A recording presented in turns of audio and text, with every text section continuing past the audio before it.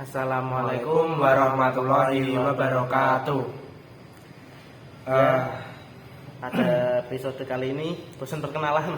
Waduh, bosan perkenalan ya Mas Wendy? Udah hafal pasti. Udah hafal ya para penonton setia kita ini ya. Aduh, saking setianya tuh sampai mungkin mereka udah tahu rumah saya ini.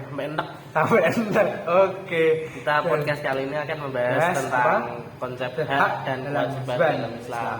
Nah, kita dulu nih Mas Kiki nih. Oke, sekalian. Selaikan yang diajarkan bahasana.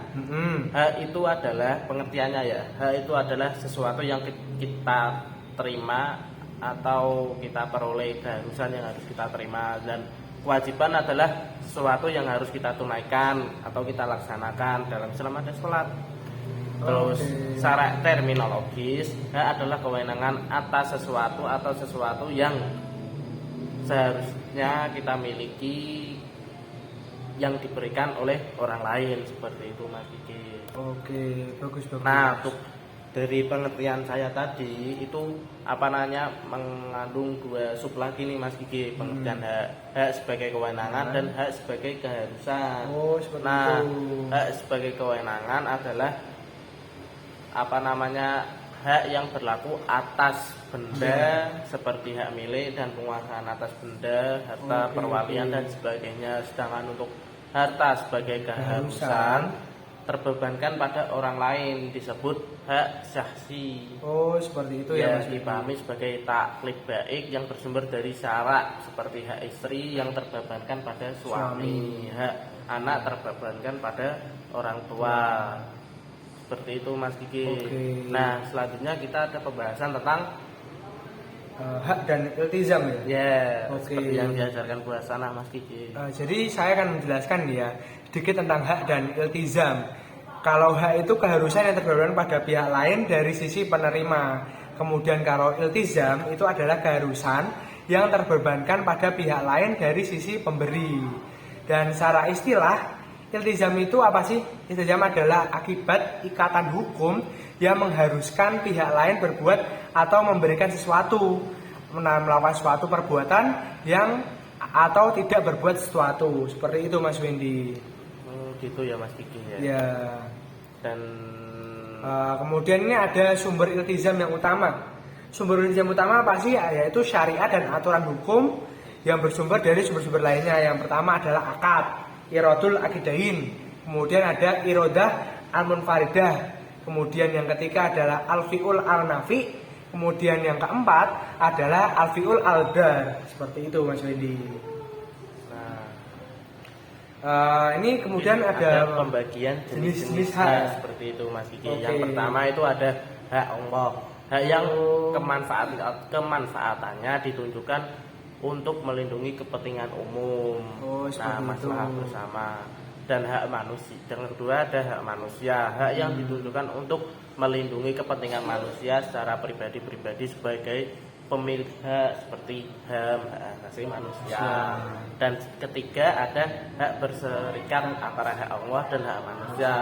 Hak yang pada satu sisi ditunjukkan untuk melindungi kepentingan umum sekaligus melindungi kepentingan pribadi. Contohnya kasus pencurian, melanggar hak Allah, hak larangan mencuri sesuai ajaran Islam, dan hak manusia milik harta orang lain.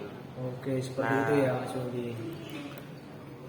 Terus ini ada jenis-jenis irtifak Mas Wendy yang perlu kita ketahui. Dari irtifak ini ada lumayan banyak sih Mas Wendy. Ada 6.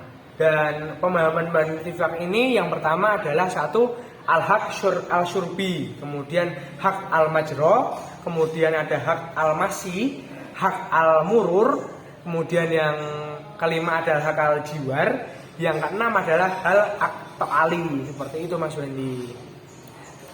Kemudian ada penjelasan sedikit tentang jenis-jenis irtifak. Yang pertama itu ada hak al-majro. Al-majro itu hak pemilik tanah yang jauh untuk menggunakan tanah tangganya lebih dekat untuk mengalirkan air dari sumbernya. Seperti itu Mas Wendy. Kemudian adalah hak al-syurbi. Kalau Mas Wendy tahu, ini untuk memanfaatkan air pengairan tanaman, hewan untuk kepentingan minum manusia. Seperti itu. Ke hak Allah tadi ya, atau bisa kemaslahatan kemaslahatan bersama. Seperti itu Mas Windy. Ya, mungkin dalam hak kan semua punya hak, cuman kan masih ada dong, kita nggak boleh dong melarang melanggar hak. Kita punya hak, cuman kita jangan sampai melanggar hak orang lain juga dong. Sepertinya dalam kemarin bahasana itu menyinggung ada ta'assuf fi istimalil hak.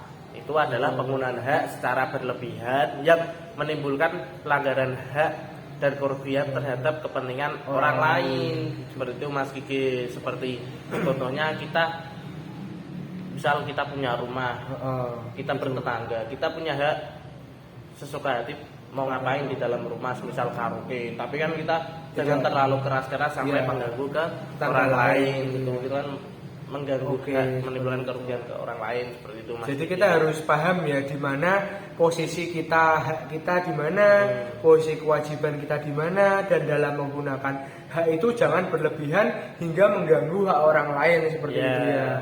Oke, mungkin cukup sekian. Sekian aja Mas. Sekian ya podcast kali ini ya tentang hak dan kewajiban, dan banyak sekali pengetahuan-pengetahuan tentang hak dan kewajiban yang bisa kita dapat dari edisi podcast kali ini. Dan bila ada salah kata dari kami dalam penyampaiannya, kami mohon maaf. Wassalamualaikum warahmatullahi wabarakatuh.